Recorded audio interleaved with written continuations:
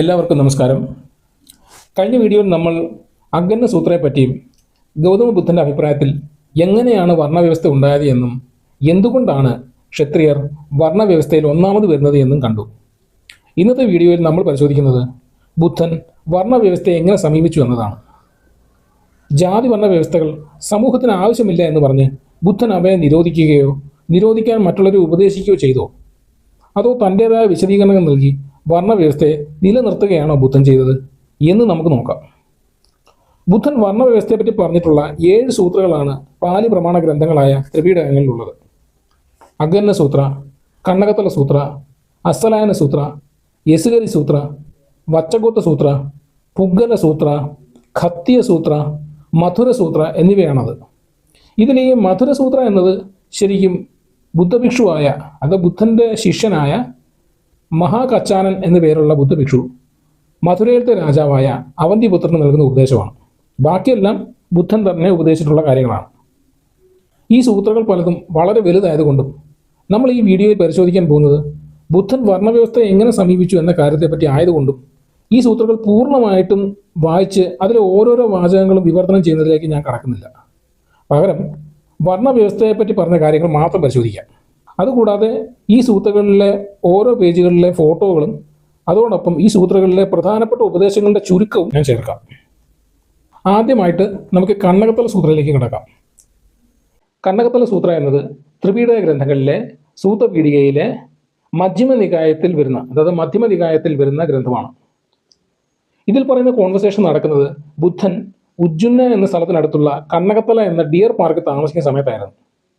അന്ന് ഈ ഉജ്ജുന്ന എന്ന സ്ഥലത്തേക്ക് കോസല രാജാവായ പ്രസേനജിത്തും അദ്ദേഹത്തിൻ്റെ മകനും കോസല രാജ്യത്തിന് സേനാപതിയുമായിട്ടുള്ള വിരുദ്ധകനും വരികയുണ്ടായി. അവിടെ വെച്ച് പ്രസേനജിത്തും ബുദ്ധനും തമ്മിലുണ്ടായ സംഭാഷണമാണ് കണ്ണകത്തല സൂത്രയിൽ പറയുന്നത്. ബുദ്ധനോട് ഓരോരോ ചോദ്യങ്ങൾ ചോദിക്കുന്നതിനിടയ്ക്ക് പ്രസേനജിത്ത് ചോദിക്കുകയാണ്, ബുദ്ധ, സമൂഹത്തിൽ 4 വിഭാഗം ആൾക്കാരുണ്ടല്ലോ, ക്ഷത്രിയര്, ബ്രാഹ്മണര്, വൈശ്യര്, ശൂദ്രര്. അപ്പോൾ ഇവർക്കിടയിൽ എന്തെങ്കിലും വ്യത്യാസമുണ്ടോ എന്ന് ചോദിക്കുക. അപ്പോൾ ബുദ്ധൻ പറയുകയാണ്, ഈ 4 വിഭാഗങ്ങളിൽ 2 വിഭാഗങ്ങളെയാണ് സമൂഹം ഏറ്റവും ഉയർന്നവരായിട്ട് കരുതുന്നത്, ക്ഷത്രിയരെയും ബ്രാഹ്മണരെയും. കാരണം ആളുകൾ ഇവരെ കണ്ടു കഴിഞ്ഞാൽ ആദരവ് കാണിക്കുന്നു, തല കുനിച്ച് നമസ്കരിക്കുന്നു, എഴുന്നേറ്റ് നിൽക്കുന്നു, കൈ കൂപ്പി സ്വാഗതം ചെയ്യുന്നു, അവരോട് പെരുമാറേണ്ടതായ നല്ല രീതിയിൽ തന്നെ അവരോട് പെരുമാറുന്നു. അപ്പോൾ ഇത് കേട്ടിട്ട് പ്രസേനജിത്ത് ചോദിക്കുകയാണ്, ബുദ്ധ, ഞാൻ ഈ ജന്മത്ത് ഈ ലോകത്ത് വെച്ച് നടക്കുന്ന കാര്യത്തെപ്പറ്റി അല്ല ചോദിക്കുന്നത്, ഈ ജന്മം കഴിഞ്ഞിട്ടുള്ള കാര്യത്തെപ്പറ്റിയാണ് ചോദിക്കുന്നത്. അതായത് ഈ മോക്ഷപ്രാപ്തിയൊക്കെ പറ്റി. അതാണ് പ്രസേനജിത്ത് പറഞ്ഞു വന്നത്. അപ്പോൾ ബുദ്ധൻ പറയുകയാണ്, രാജാവേ, ധ്യാനം അതിൻ്റെ ലക്ഷ്യത്തിലെത്തണമെങ്കിൽ അതിന് 5 കാര്യങ്ങൾ വേണം. ഒന്നാമതായി ബുദ്ധനിൽ ഉറച്ചുള്ള വിശ്വാസം വേണം. രണ്ടാമതായി ആരോഗ്യമുള്ള ശരീരം. മൂന്നാമത്തത് കപടതയും വഞ്ചനയും ഇല്ലാത്ത മനസ്സ്. നാലാമത്തത് പരിശ്രമവും ഉത്സാഹവും. അഞ്ചാമത്തത് ജ്ഞാനം, അതായത് ബിഗിനിങ്, എൻഡ്, തുടക്കം, ഒടുക്കം എന്നിവയെപ്പറ്റി മനസ്സിലാക്കാനുള്ള ഒരു അറിവ്. ക്ഷത്രിയർക്കും ബ്രാഹ്മണർക്കും വൈശ്യർക്കും ശൂദ്രർക്കും ഈ 5 ഗുണങ്ങൾ ഉണ്ടാകുകയാണെങ്കിൽ അത് അവരുടെ ദീർഘകാലത്തേക്കുള്ള ക്ഷേമത്തിനും സന്തോഷത്തിനും കാരണമാകുമെന്ന് ബുദ്ധൻ പറയുന്നു. ഈ 4 വിഭാഗക്കാർക്കും ഈ 5 ഗുണങ്ങൾ ഉണ്ടായാൽ പിന്നെ അവർക്കിടയിലുണ്ടാകുന്ന വ്യത്യാസമെന്ന് പറയുന്നത് ധ്യാനിക്കുന്നതിലുള്ള അവരുടെ പരിശ്രമത്തിൻ്റെ കാര്യത്തിൽ മാത്രമാണ്. ബുദ്ധനിലുള്ള വിശ്വാസം, ആരോഗ്യം, സത്യസന്ധത, പരിശ്രമം, ജ്ഞാനം എന്നീ ഗുണങ്ങൾ ഉള്ളവർക്കാണ് ആത്മീയമായിട്ടുള്ള കാര്യങ്ങൾ നേട്ടങ്ങൾ ഉണ്ടാവുക. മറിച്ച് ഇവർക്ക് ബുദ്ധനിൽ വിശ്വാസവുമില്ല, രോഗിയുമാണ്, വഞ്ചന കാട്ടുന്ന ഒരു രീതിയാണ് ഇവർക്ക്, മടിയന്മാരാണ്, ജ്ഞാനവുമില്ല. അങ്ങനെയുള്ള ആൾക്കാർക്ക് ആത്മീയമായ നേട്ടങ്ങൾ നേടാൻ കഴിയില്ല. അപ്പോൾ രാജാവ് പ്രസേനജിത്ത് വീണ്ടും ചോദിക്കുകയാണ്, ക്ഷത്രിയർ, ബ്രാഹ്മണർ, വൈശ്യർ, ശൂദ്രർ എന്നീ വിഭാഗക്കാർക്ക് ഈ 5 ഗുണങ്ങൾ ഉണ്ടായി എന്നിരിക്കട്ടെ, അവർ നല്ല രീതിയിൽ പരിശ്രമിക്കുകയും കൂടെ ചെയ്യുകയാണെങ്കിൽ മോചനത്തിൻ്റെ കാര്യത്തിൽ അവർക്കിടയിൽ വ്യത്യാസമില്ല ഉണ്ടാകുമോ എന്ന് ചോദിക്കുക.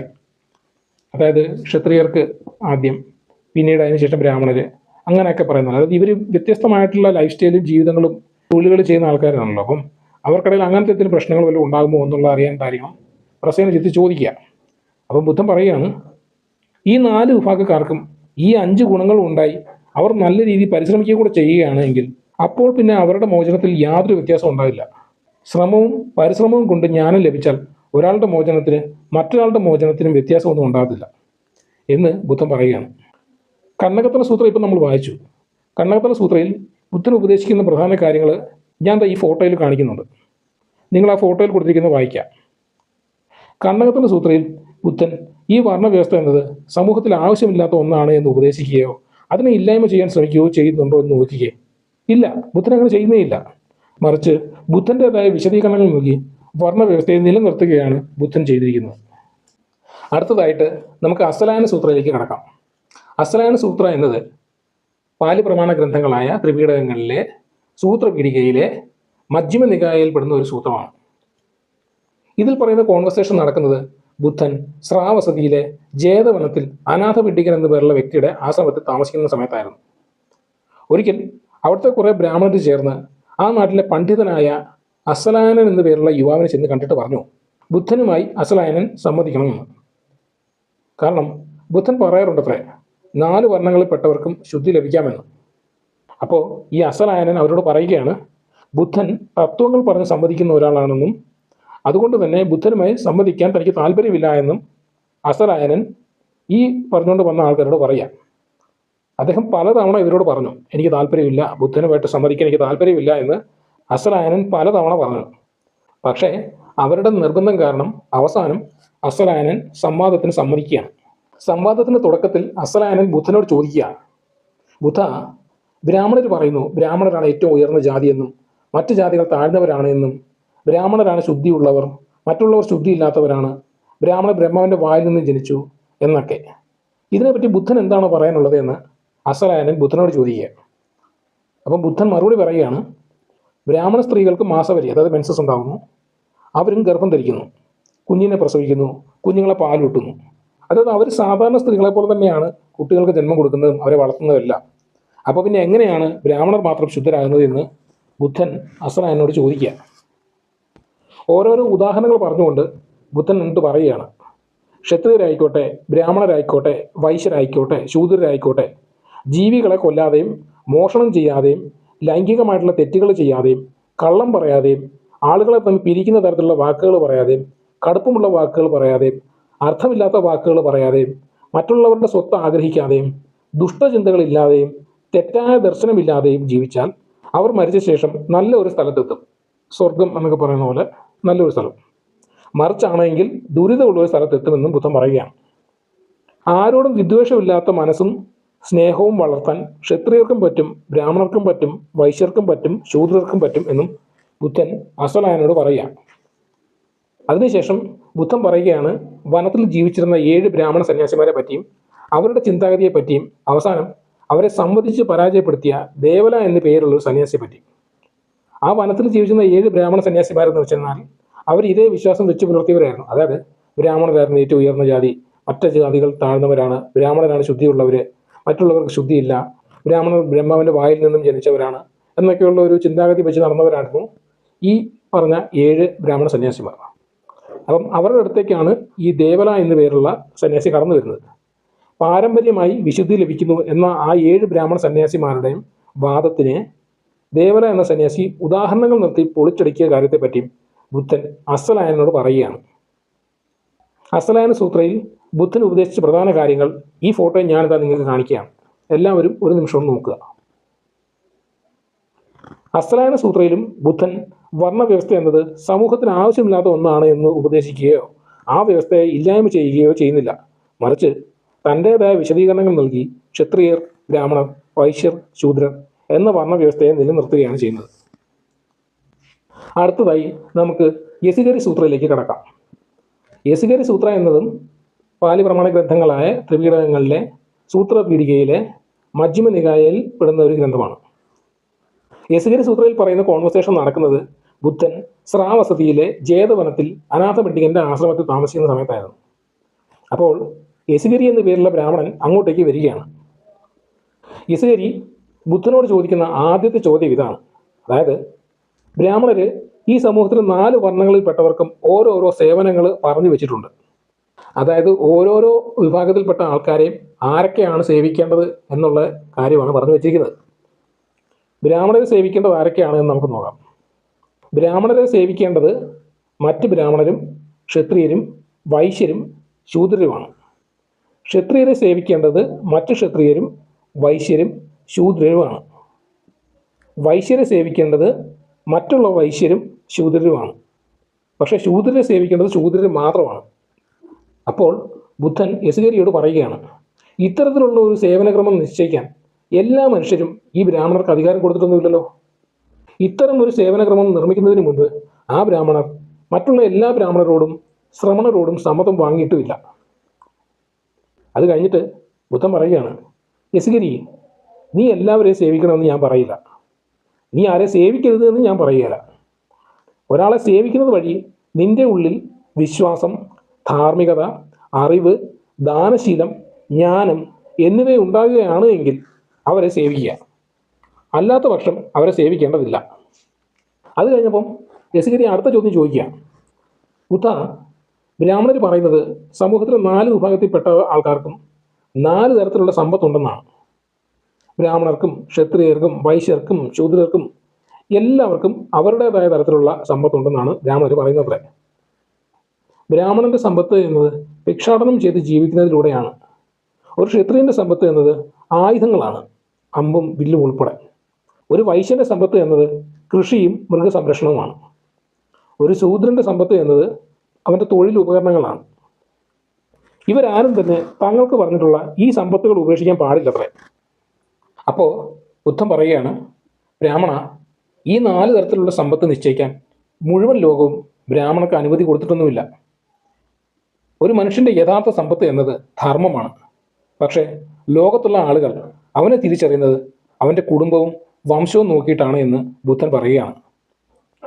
അത് കണ്ട് ബുദ്ധൻ പറയുന്നു, ക്ഷത്രിയ കുടുംബത്തിലോ ബ്രാഹ്മണ കുടുംബത്തിലോ വൈശ്യ കുടുംബത്തിലോ ശൂദ്ര കുടുംബത്തിലോ ജനിച്ച ഒരാൾ ഗൃഹസ്ഥ ജീവിതം ഉപേക്ഷിച്ചിട്ട് സന്യാസ ജീവിതത്തിലേക്ക് കടന്ന് ബുദ്ധൻ്റെ ഉപദേശം അനുസരിച്ച് ജീവിക്കുകയും ജീവികളെ കൊല്ലാതെ ഇരിക്കുകയും മോഷണം ചെയ്യാതെ ഇരിക്കുകയും അവിഹിത ബന്ധങ്ങൾ ഒഴിവാക്കുകയും കള്ളം പറയാതെ ഇരിക്കുകയും ആളുകളെ തമ്മിൽ പിരിക്കുന്ന തരത്തിലുള്ള വാക്കുകൾ പറയാതെ ഇരിക്കുകയും കടുപ്പമുള്ള വാക്കുകൾ പറയാതെ ഇരിക്കുകയും അർത്ഥമില്ലാത്ത വാക്കുകൾ പറയാതെ ഇരിക്കുകയും അത്യാഗ്രഹവും വിദ്വേഷവും ഇല്ലാതെ ഇരിക്കുകയും ശരിയായ ദർശനം പുലർത്തുകയും ഒക്കെ ചെയ്താൽ അവൻ ധർമ്മമാർഗത്തിൽ വിജയിക്കുമെന്ന്. യസുകേരി സൂത്രയിൽ ബുദ്ധൻ ഉപദേശിച്ച പ്രധാനപ്പെട്ട കാര്യങ്ങൾ ഈ ഫോട്ടോയിൽ ഞാനിതാ കാണിക്കുകയാണ്. എല്ലാവരും ഒന്ന് നോക്കുക.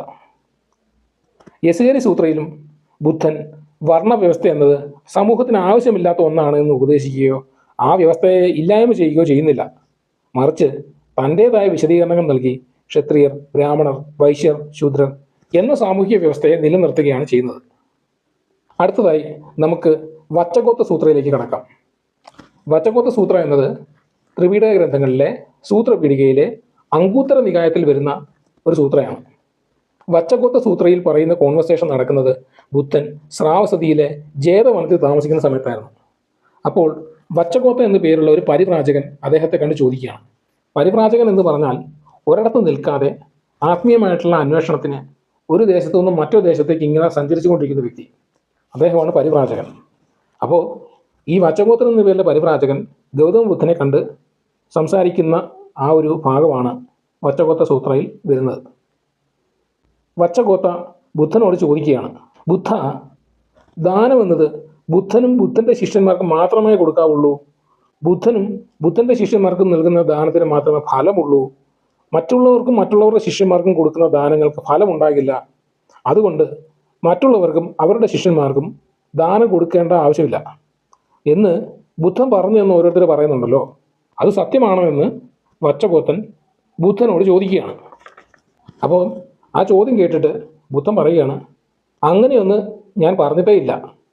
ഒരു വ്യക്തി പാത്രം കഴുകിയ വെള്ളം ഒഴുക്കി കളയുമ്പോൾ പോലും ഈ വെള്ളം കൊണ്ട് ജീവികൾക്ക് എന്തെങ്കിലും പ്രയോജനം ഉണ്ടാകട്ടെ എന്ന് കരുതി ചെയ്യുകയാണ് എങ്കിൽ പോലും അവർക്ക് പുണ്യം ലഭിക്കും. അപ്പോൾ മനുഷ്യർക്ക് ദാനം കൊടുത്താൽ എത്രയോ കൂടുതലായി പുണ്യം ലഭിക്കുമെന്നൊന്ന് ചിന്തിച്ച് നോക്കിക്കേ വച്ചഗോത്ത എന്ന് ബുദ്ധൻ വച്ചഗോത്രനോട് ചോദിക്കുകയാണ്.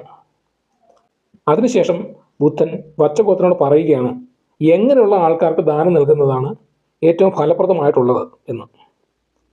നല്ല ശീലങ്ങളുള്ള ഒരാൾക്ക് കൊടുക്കുന്ന ദാനം ദുശീലങ്ങളുള്ള ഒരാൾക്ക് കൊടുക്കുന്നതിനേക്കാൾ കൂടുതൽ ഫലപ്രദമാണ് എന്ന് ബുദ്ധൻ പറയുകയാണ്. അങ്ങനെ പറഞ്ഞതിന് ശേഷം ബുദ്ധൻ വിവിധ വർണ്ണങ്ങളിൽപ്പെട്ട ജനങ്ങളുടെ കാര്യം പറയുന്നുണ്ട്. ബുദ്ധൻ പറയുന്ന ഇതാണ്, ഒരുവൻ ക്ഷത്രിയനായിക്കോട്ടെ, ബ്രാഹ്മണനായിക്കോട്ടെ, വൈശ്യനായിക്കോട്ടെ, ശൂദ്രനായിക്കോട്ടെ, ചണ്ടാളനായിക്കോട്ടെ പുക്കൂസനായിക്കോട്ടെ, അവൻ ധർമ്മത്തിൽ ഉറച്ചവനും നല്ല പെരുമാറ്റമുള്ളവനും സത്യം പറയുന്നവനും തെറ്റുകൾ ചെയ്യുന്നതിൽ നിന്ന് വിട്ടുനിൽക്കുന്നവനും ജനന മരണചക്രം തരണം ചെയ്തവനും ആത്മീയ ജീവിതം പൂർത്തിയാക്കിയവനും ഭാരങ്ങളെല്ലാം ഉപേക്ഷിച്ചവനും ആസക്തിയില്ലാത്തവനും നിർവ്വാണം നേടിയവനുമാണ് എങ്കിൽ അവന് നൽകുന്ന ദാനം വളരെ ഫലം നൽകും എന്ന് ബുദ്ധൻ വച്ചഗോത്തനോട് പറയുകയാണ്. വച്ചഗോത്ത സൂത്രയിൽ ബുദ്ധൻ ഉപദേശിച്ച പ്രധാനപ്പെട്ട കാര്യങ്ങൾ ഈ ഫോട്ടോയിൽ ഞാൻ കാണിച്ചിട്ടുണ്ട്. എല്ലാവരും ഒന്ന് നോക്കുക. വച്ചഗോത്ത സൂത്രയിലും ബുദ്ധൻ വർണ്ണവ്യവസ്ഥ എന്നത് സമൂഹത്തിന് ആവശ്യമില്ലാത്ത ഒന്നാണ് എന്ന് ഉപദേശിക്കുകയോ ആ വ്യവസ്ഥയെ ഇല്ലായ്മ ചെയ്യുകയോ ചെയ്യുന്നില്ല. മറിച്ച് തൻ്റേതായ വിശദീകരണങ്ങൾ നൽകി ക്ഷത്രിയർ, ബ്രാഹ്മണർ, വൈശ്യർ, ശൂദ്രർ എന്ന സാമൂഹിക വ്യവസ്ഥയെ നിലനിർത്തുന്നു.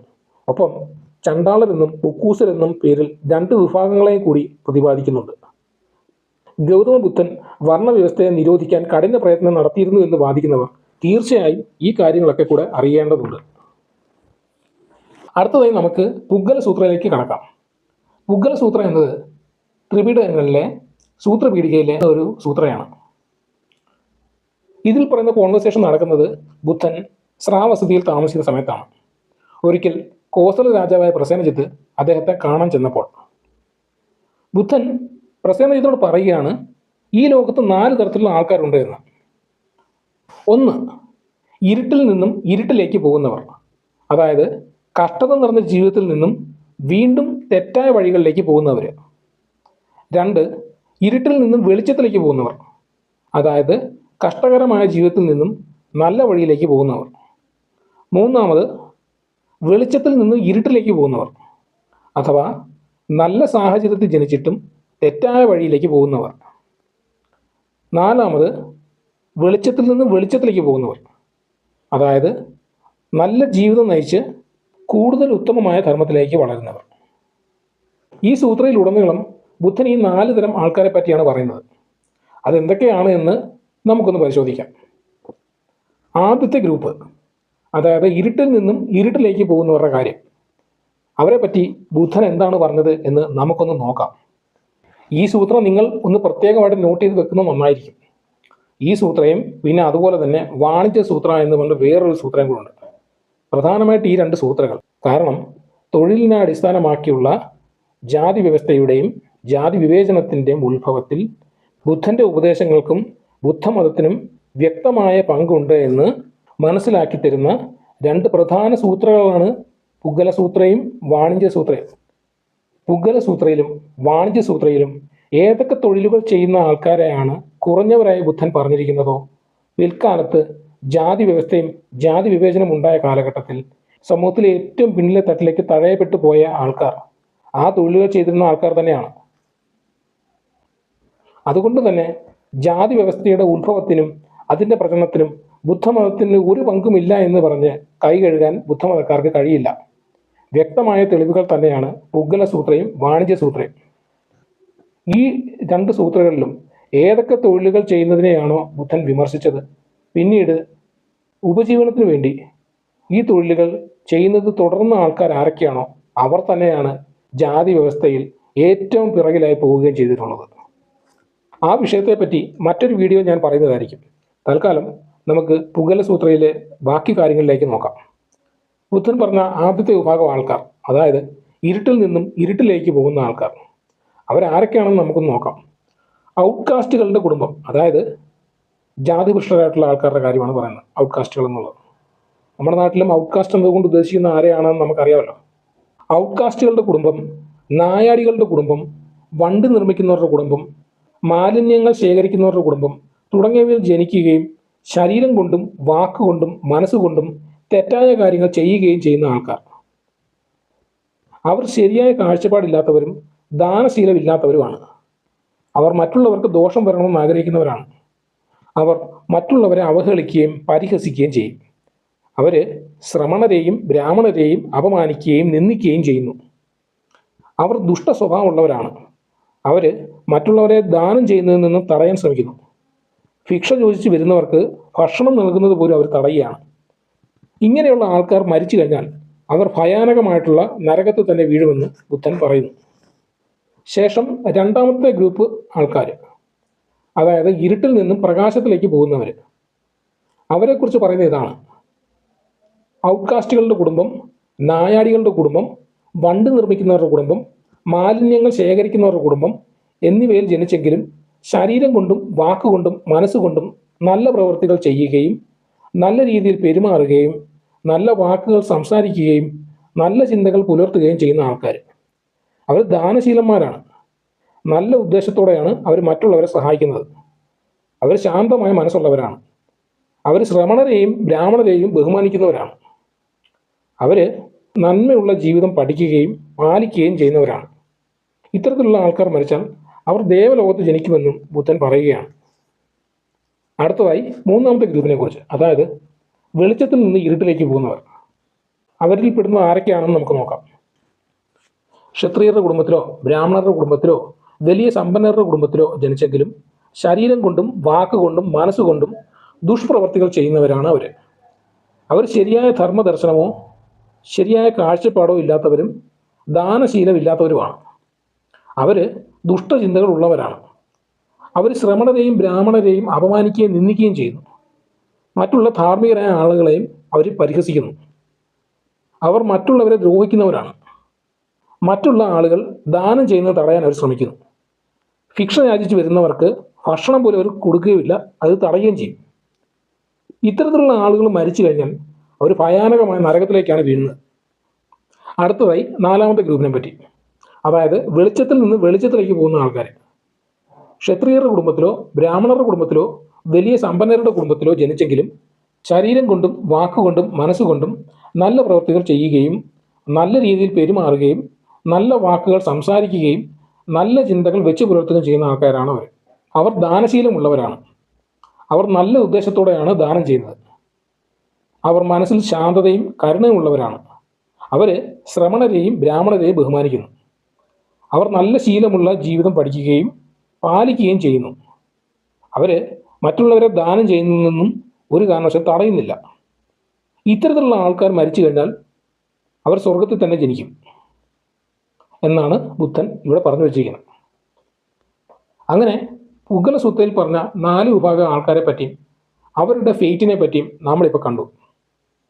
പുഗല സൂത്രയിൽ ബുദ്ധൻ ഉപദേശിച്ച പ്രധാനപ്പെട്ട കാര്യങ്ങൾ ഞാൻ ഈ ഫോട്ടോയിൽ ഇവിടെ കാണിച്ചിട്ടുണ്ട്. എല്ലാവരും ഒന്ന് നോക്കുക.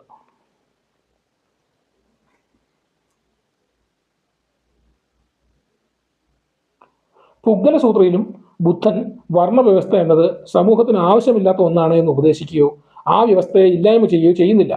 മറിച്ച് തൻ്റെതായ വിശദീകരണങ്ങൾ നൽകി ക്ഷത്രിയർ, ബ്രാഹ്മണർ, വൈശ്യർ, ശൂദ്രർ എന്ന വർണ്ണവ്യവസ്ഥയെ നിലനിർത്തുകയാണ് ബുദ്ധൻ ഇവിടെ ചെയ്തിരിക്കുന്നത്. അടുത്തതായി നമുക്ക് ഖത്യസൂത്രയിലേക്ക് കടക്കാം. ഖത്യസൂത്ര എന്നത് ത്രിപീഠകങ്ങളിലെ സൂത്രപീഠികയിലെ അങ്കൂത്തര നികായത്തിൽ പെടുന്ന ഒരു സൂത്രയാണ്. ഒരിക്കൽ ജാനുസോണി എന്നു പേരുള്ള ബ്രാഹ്മണൻ ബുദ്ധനെ കാണാൻ വന്നപ്പോൾ ഉണ്ടായ കോൺവെർസേഷനാണ് ഖത്യസൂത്രയിലുള്ളത്. ജാനുസോണി എന്ന ബ്രാഹ്മണൻ ബുദ്ധനോട് ചോദിക്കുകയാണ്, ക്ഷത്രിയർ, ബ്രാഹ്മണർ, ഗൃഹസ്ഥർ, സ്ത്രീകൾ, കള്ളന്മാർ, സന്യാസിമാർ എന്നിവരുടെ ലക്ഷ്യങ്ങൾ എന്തൊക്കെയാണ് എന്ന് പറയാമോ എന്ന് ബുദ്ധനോട് ചോദിക്കുക.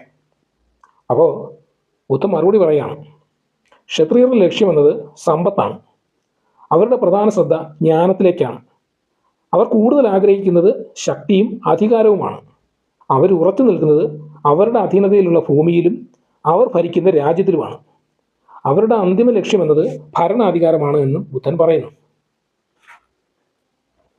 അതിനുശേഷം ബ്രാഹ്മണരെ പറ്റി ബുദ്ധൻ പറയുകയാണ്. ബ്രാഹ്മണരുടെ ലക്ഷ്യം സമ്പത്താണ്. അവർ ശ്രദ്ധിക്കുന്നത് ജ്ഞാനത്തിലേക്കാണ്. അവർ കൂടുതൽ പ്രാധാന്യം നൽകുന്നത് വേദമന്ത്രങ്ങൾക്കാണ്. അവർ ഉറച്ചു നിൽക്കുന്നത് യാഗങ്ങളിലും യജ്ഞങ്ങളിലുമാണ്. അവരുടെ അന്തിമ ലക്ഷ്യം എന്നത് ദേവലോകം അഥവാ ബ്രഹ്മലോകമാണ് എന്ന് ബുദ്ധൻ പറയുന്നു. അത് കഴിഞ്ഞ് ഗൃഹസ്ഥരെക്കുറിച്ച് പറയുക. ഗൃഹസ്ഥരുടെ ലക്ഷ്യം സമ്പത്താണ്. അവർ ശ്രദ്ധിക്കുന്നത് ജ്ഞാനത്തിലേക്കാണ്. അവർ കൂടുതൽ പ്രാധാന്യം നൽകുന്നത് തങ്ങളുടെ തൊഴിലിലാണ്. അവർ ഉറച്ചു നിൽക്കുന്നത് ജോലി ചെയ്യുന്ന കാര്യത്തിലാണ്. അവരുടെ അന്തിമ ലക്ഷ്യം എന്നത് തങ്ങളുടെ ജോലി പൂർത്തിയാക്കുക എന്നതാണ്. അത് കഴിഞ്ഞ് ബുദ്ധൻ സ്ത്രീകളുടെ കാര്യം പറയാം. സ്ത്രീകളുടെ ലക്ഷ്യം എന്നത് ഒരു ഭർത്താവാണ്. സ്ത്രീകൾ കൂടുതൽ ശ്രദ്ധിക്കുന്നത് അലങ്കാരങ്ങളിലാണ്. അവർ ഉറച്ചു നിൽക്കുന്നത് മക്കളുടെ കാര്യങ്ങളിലാണ്. അവരേറെ ആഗ്രഹിക്കുന്നത് തങ്ങളുടെ ഭർത്താവിന് മറ്റൊരു ഭാര്യ ഉണ്ടാകരുത് എന്നാണ്. അവരുടെ ലക്ഷ്യമെന്നത് കുടുംബത്തിൽ അധികാരം നേടുക എന്നതാണ്. അതിനുശേഷം ബുദ്ധൻ കള്ളന്മാരെക്കുറിച്ച് പറയുക. കള്ളന്മാരുടെ ലക്ഷ്യമെന്നത് മോഷണമാണ്.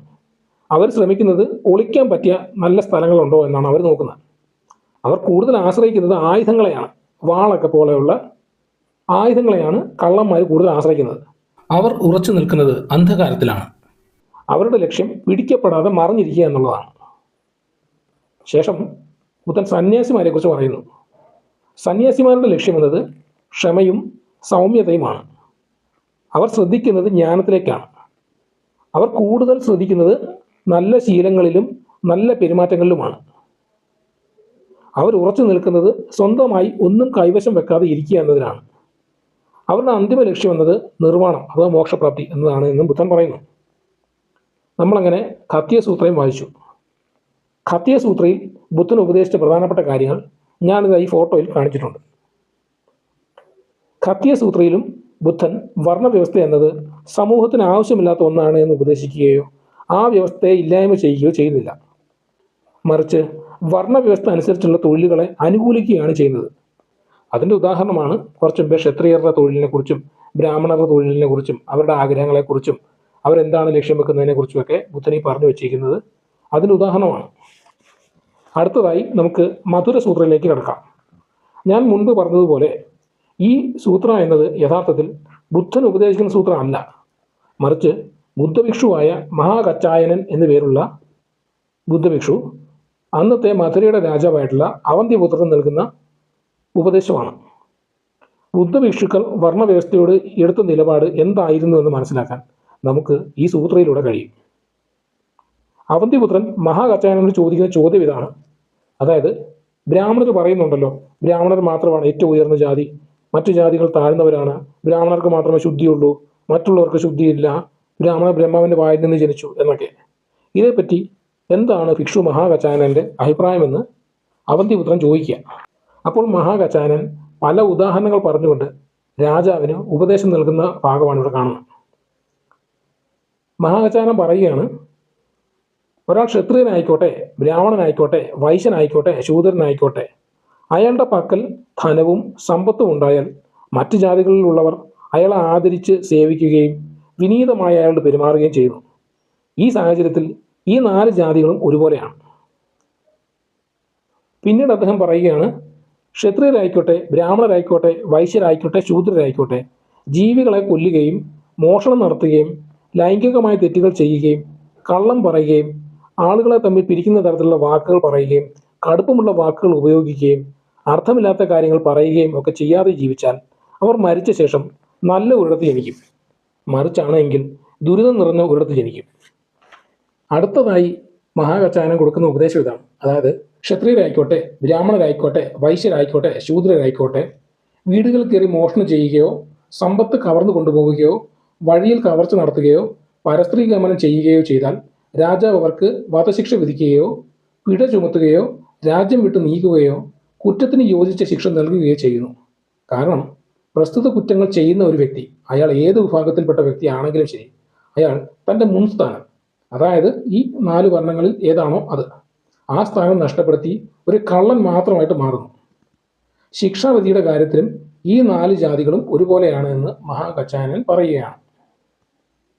അത് കഴിഞ്ഞ് പിന്നീട് മഹാകച്ചായനൻ പറയുന്ന ഉപദേശം ഇതാണ്.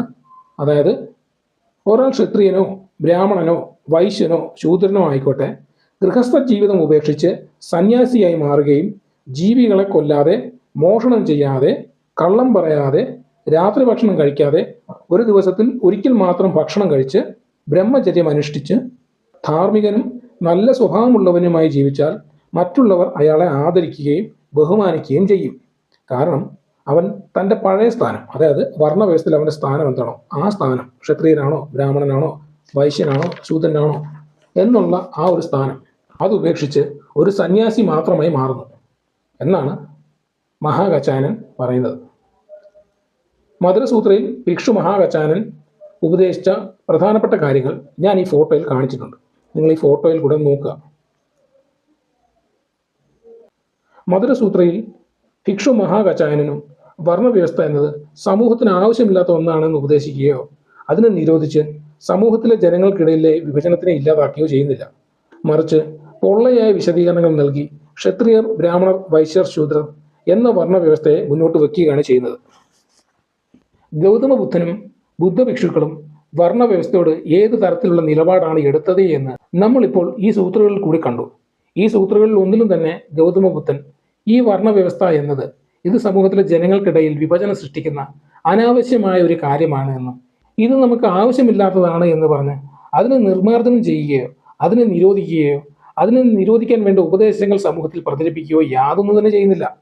അപ്പോൾ പിന്നെ ബുദ്ധമതം വർണ്ണവ്യവസ്ഥയ്ക്കെതിരെ ശക്തമായ പോരാടിയ ഒരു മതമായിരുന്നുവെന്ന് പലരും വാദിക്കുന്നത് എന്ത് അടിസ്ഥാനത്തിലാണ് എന്ന് നിങ്ങളൊന്ന് ആലോചിച്ച് നോക്കുക. നിസ്സംശയം നമുക്ക് പറയാൻ പറ്റും, വർണ്ണവ്യവസ്ഥയെ നിലനിർത്താൻ ശ്രമിച്ച ഒരു മതം തന്നെയായിരുന്നു ബുദ്ധമതം എന്നുള്ളത്. ഈ വീഡിയോ ഇവിടെ സമാപിക്കുകയാണ്. സമാനമായ മറ്റൊരു വീഡിയോയുമായി നമുക്ക് വീണ്ടും കാണാം. എല്ലാവർക്കും നല്ലത് വരട്ടെ എന്ന് ആഗ്രഹിച്ചുകൊണ്ട് വൈൻഡപ്പ് ചെയ്യുന്നു.